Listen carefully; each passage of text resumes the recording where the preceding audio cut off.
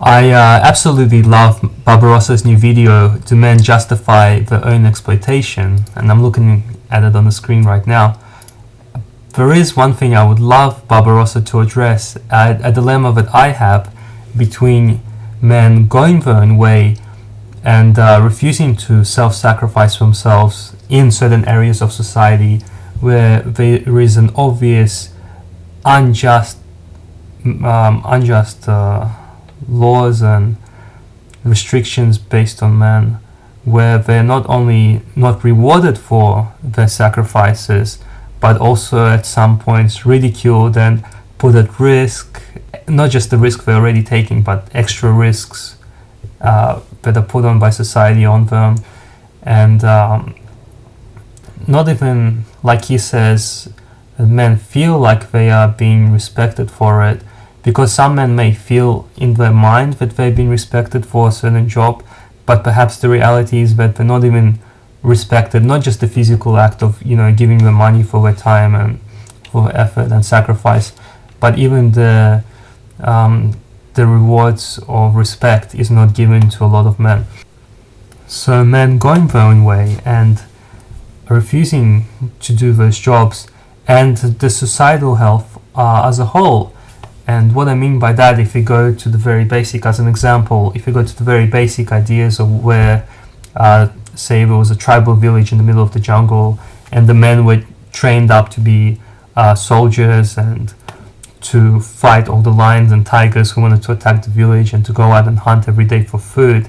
And in those cases, you can argue that the women kind of sat on their ass all day and just kind of reaped the rewards that the men gave them, the safety, the protection, the food, the shelter perhaps that they also built. That women should, put some extra effort and at very least show those men a little bit of respect for the job that they're doing.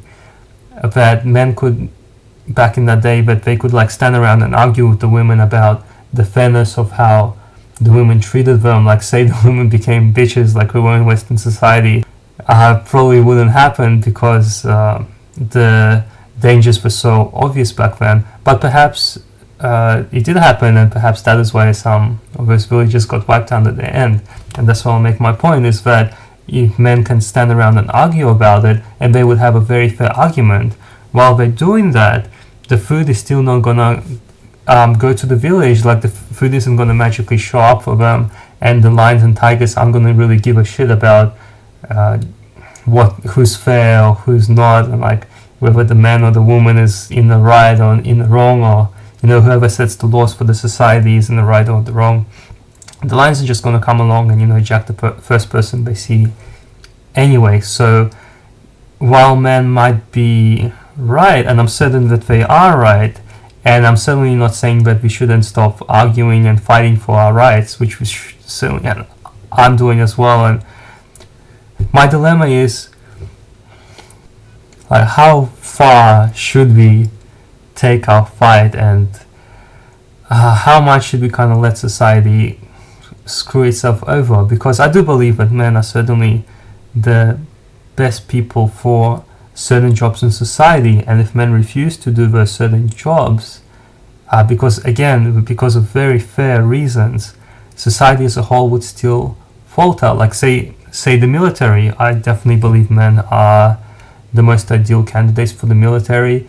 And again, I hate to always keep saying this, but yes, some women are good, and there's probably women soldiers who would be better than me as a soldier, but overall men would be better. And men refuse to do the job because they weren't getting paid for or rewarded, with whatever, with respect, with monetary gains. They weren't rewarded for their effort and their sacrifice and their risk. If men refuse to do that, and we can argue about also if what the military doing is right now is benefiting society or not. But say a real threat did come along, like a real tiger came along, or a real situation developed where the military was definitely benefiting the society, if not completely saving it from extinction. If all the men kind of stopped joining the military at some point because they were treated unfairly, they would not be ready for it. And the lion would come along and fucking jack everybody there, regardless of if it was a man or a woman. depending on how strong the lion or tiger was. Maybe men could just suddenly, pick up the sticks and, kind of group together and, get some quick military training and fight the tiger off. But overall, if they weren't prepared for it, if they refused to risk their lives beforehand and, go out hunting and learning the trade, and certainly they would take a lot heavier losses than if they did. I certainly know some good examples of what has happened in those situations where people in a society were treated unfairly and they did refuse to work. And another one of those examples is communism, which I'm kind of very familiar with because I came from a communist country, and even though my memory, I have bits and pieces of memory about it, the stories from my grandparents and my parents certainly give me a very realistic view of what life was back then. And that was certainly a time where people would either kind of just give up, and people were so oppressed back then, really oppressed, that they just kind of went, fuck it, like, we don't want this society. At the start it was like, nation, Mother Russia and all this shit, USSR, nationality. But at some point we just went, fuck it, like, we don't want this nation to prosper because we're having such a bad time here. And a lot of them obviously got away, and maybe I'll make a video on communism, but basically the way communism tried to control it is they tried to keep everyone trapped because people went, fuck it, if they have a better alternative back there, like in America and Australia, we're going to go over there.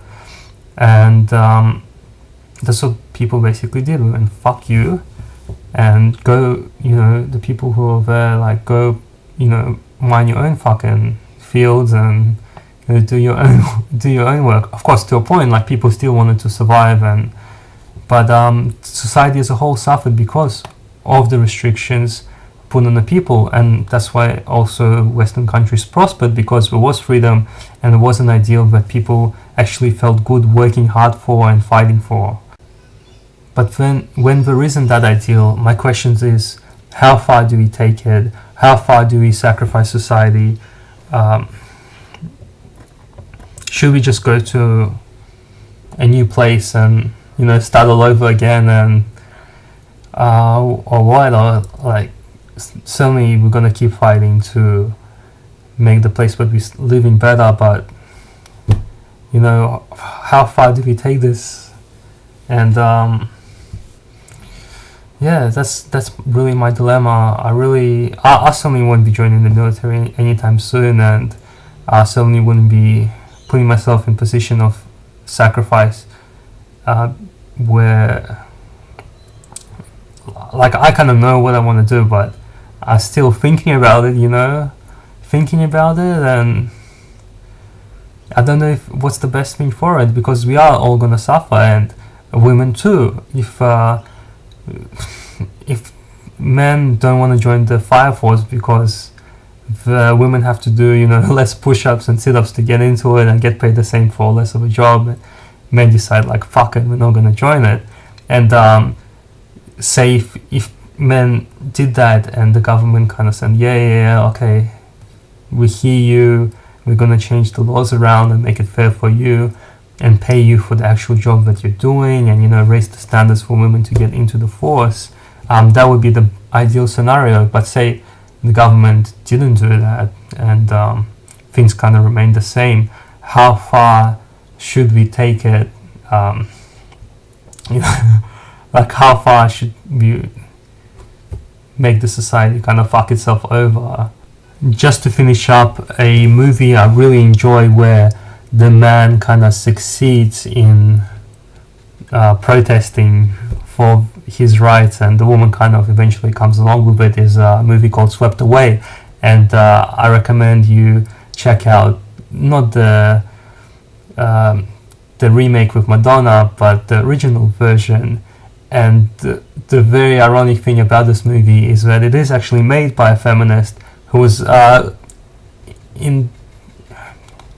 she was kind of criticized by a lot of feminists also, but she does consider herself a feminist and also a communist, which is fascinating. But the movie is really, really interesting because it shows more or less the success story of a man going his own way, so to speak. But again, in that case, there wasn't any outside influence on him that would kind of fuck him up. And the woman also, like, the woman was pretty much screwed anyway. You gotta see the movie to know what I mean. But I really think that men and women were designed to work together, and the societies where to prosper is where men and women are working together. And certainly if we want to make our society, and it's kind of like a clan in a way, like, because all the societies are different, and they have different beliefs, and they have different ideals. And I certainly love the ideals of the country and the society I live in to a point. And I'm speaking up against some of the things I dislike about it. But certainly I think that by working together, that's the way that we can make things a lot better for everybody. And again, I really hope things get resolved. But yeah, like, my dilemma is, and my question to Barbarossa is, what should we do? Like, how far do you think we should take it? How far is this thing going to go if we don't get our own way? And what do you think the end result will be? Thanks.